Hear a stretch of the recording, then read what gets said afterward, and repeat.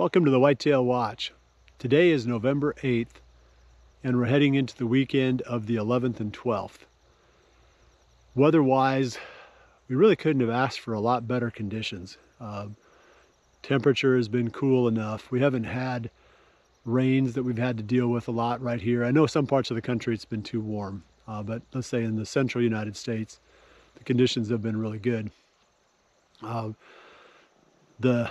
Normally, we would be seeing a lot of movement during this time. You know, November 7th is my favorite date, favorite day of the season, because that's usually when the rut activity is peaking. You know, it's still a ways away from when the maximum number of does are in estrus. The bucks are looking for those first few does that are, in estrus, and they're very active and moving a lot. Well, we didn't see that yesterday. It came and went, and we saw very minimal activity. Not only myself, but the rest of the team and a lot of our friends in this area. It was pretty slow. I talked to some people who had good hunting, but by and large, it was a lot slower than what we would have expected. So, the question is, what's going on with the deer? Is it just the bucks that we're hunting? Is it something bigger? Behavior-wise? Is this some kind of a shift that we need to adjust to? I want to talk about that, as well as what we've been seeing on the trail cameras when we come back from break. Hoyt's Bow Hunting Whitetails is brought to you by Redneck Blinds, Code of Silence Apparel, Hunt Stand Pro Whitetail, Fuse Accessories, Elevate Tree Stands, B3 Releases and Broadheads, and Hoyt. The trail cameras that I've got out have been telling a different story from what I've been seeing while hunting.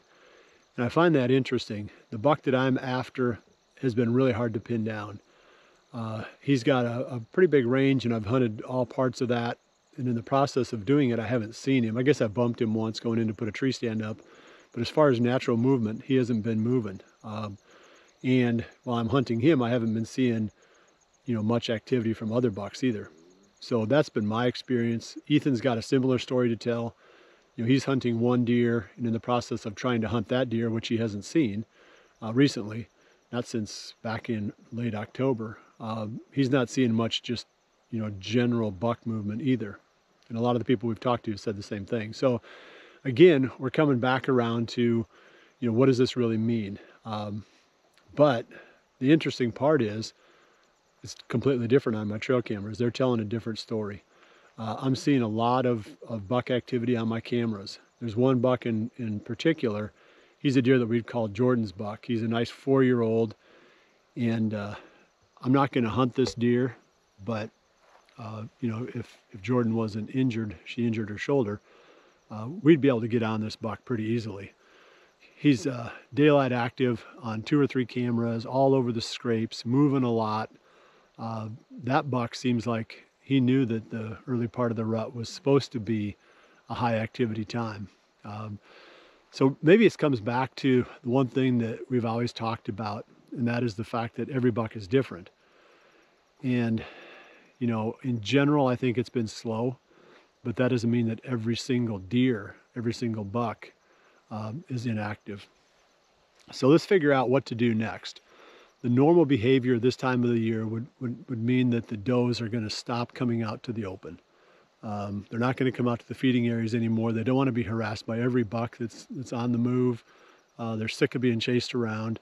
So they stay back in the cover, near their bedding areas, near thick spots. They don't make it easy for the bucks to find them. So as a result of that, the mature bucks that are looking for these does, they have to work a little bit harder at it. They can't just go through their normal patterns. They can't just, head to the feeding areas and find a couple of does there. They have to go searching deeper into the cover. They have to go where the does bed. And that means that we have to do the same thing. We have to make that transition now from hunting, let's say, travel funnels and field edges, maybe even the small interior food plots that we enjoy hunting so much. We need to shift over to hunting the doe bedding areas. And I think this can be a morning and an evening strategy. Earlier in the year, earlier in the rut, I would say that hunting near bedding areas is a morning only type of a strategy because the deer tend to abandon those areas and move towards food during the afternoon. Well, I'm not seeing that movement toward food right now. And I've seen that, I guess, every year at about this same time. So it doesn't make a lot of sense to be out on the edges.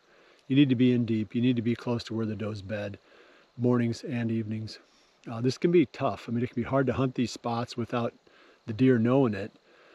So you have to be careful, but we're also up against maybe the tail end of your rut hunting vacation. I'm guessing a lot of people took off this week, so Sunday is going to be the end of their vacation. It pays to be more aggressive now. You really don't have any reason to save these spots because you got what, Thursday, Friday, Saturday, Sunday, 4 days. You could push it just a little bit harder now than you might have earlier in the season or earlier during your vacation. So that would be my advice, to just, I would say, continue to ramp up the aggressiveness of your hunting strategy.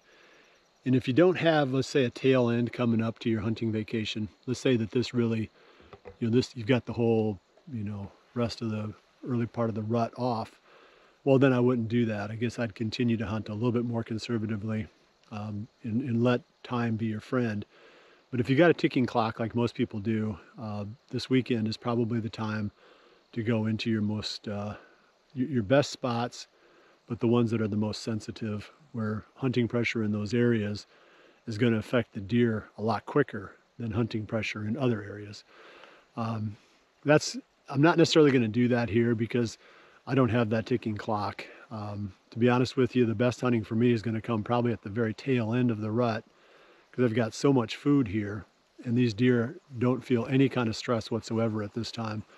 I mean, they're moving very sparingly. Again, like I said, mostly at night. There's nothing that's forcing them to move. But once the rut is over, these bucks are going to have to get back on food. So that's going to be my best opportunity on this farm. Not to say that I'm going to not hunt between now and then, but I'm just not going to burn out an area where I think there's a shooter buck living by hunting him super aggressively now when I know that I have a really good opportunity coming around the next corner. And we'll talk about that as we get closer to that time frame. So that's my advice for this weekend, is just to be more aggressive, hunt deeper, hunt right in the doe bedding areas, because now that's where the bucks are at. They're going to be focused on trying to root those does out. And if you're in the area where there's a hot doe, you're going to see a lot of buck action. And if you're not, unfortunately, it may be really slow. That's where we're at now. As the rut starts to hit that middle phase, when the higher number of does are in estrus, the bucks are tied down more. And little by little, they travel less and less because they don't have to go very far to find the next doe because there's so many of them are in estrus. So you need to be where the most does are. It's just a matter of playing the numbers game. Well, hopefully this has been helpful to you. I appreciate you watching and good luck this coming weekend. We'll see you back here in another week for the next episode of the Whitetail Watch. And remember to always dream big.